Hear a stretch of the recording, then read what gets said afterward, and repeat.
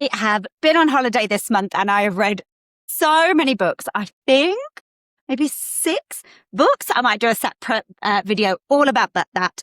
But this is where I feature one book, my book of the month that I absolutely loved this month. And I want to talk about 19 Minutes by Jodi Picoult.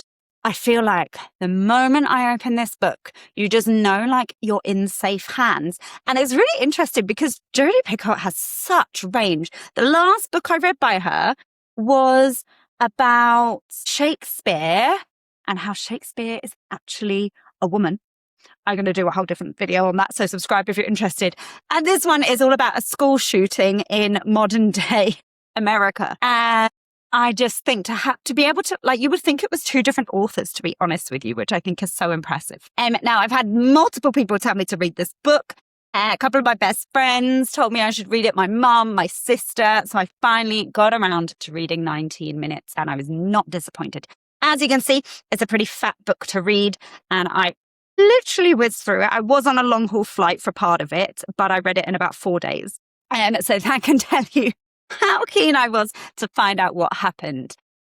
So the book covers a really serious matter, which is gun violence and school shootings in the US. And it does it in a really, really fascinating way because you get all the chapters from different characters that were involved. So from the detective, who was the first person to go into the school, to then following the school shooter and what happened to him, to some of the victims and their situation.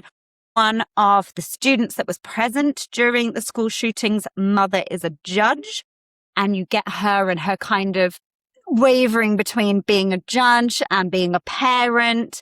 And then I found one of the most touching things to me was about following the stories of the parents of the child who did the school shooting. And I think that was that really meaningful thing of what happens when someone you love most does something so evil, and where did it come from, and is it your fault as a parent? Obviously all the guilt there, whether they can still go and see him in the jail and support him, and it's just this like big morality situation.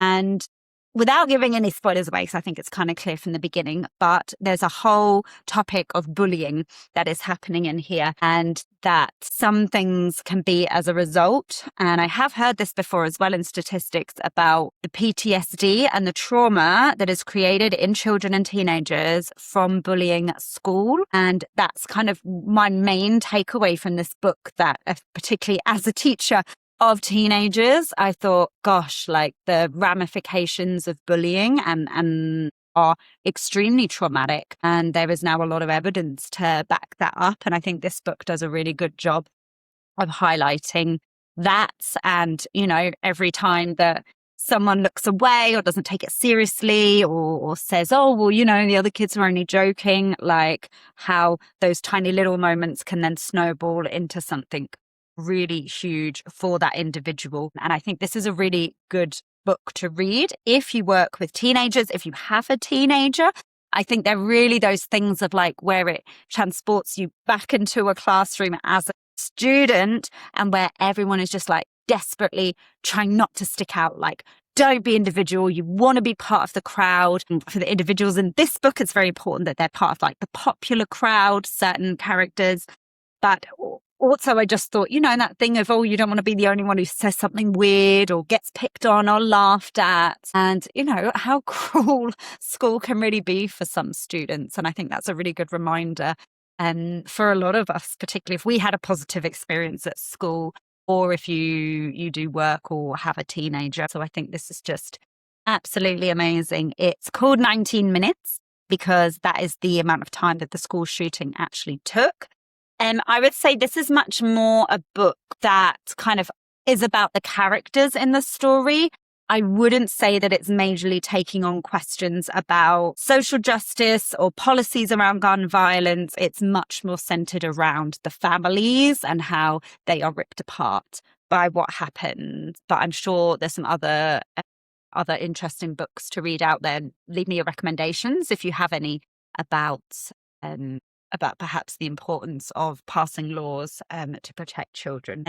I feel like one of the things about this book is that like all the characters, there were parts where you were so mad at them, and then there were parts where you really empathized with them. And I think that's really interesting, from whether it was the shooter's mother to the shooter himself to one or two of the victims, and like just all these things of like parents not knowing their children, particularly their teenagers. And I found that a bit in the classroom, where if a student does choose to disclose something, you know, personal to me, often they ask me, if I tell you something, do you have to tell my parents? And just that like lack of communication that often happens in adolescence. And, you know, maybe we all need to look at why that's happening and what's going on there. And, you know, is that normal?